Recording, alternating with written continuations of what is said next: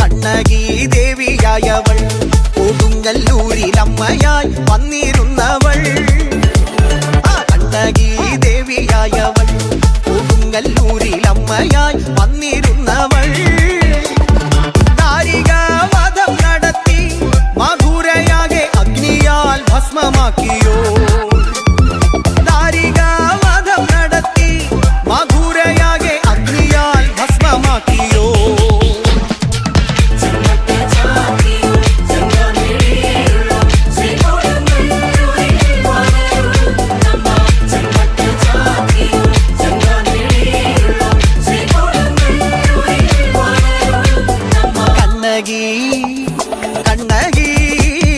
Kannaki ദേവിയായവൾ കൊടുങ്ങല്ലൂരിലമ്മയായി വന്നിരുന്നവൾ.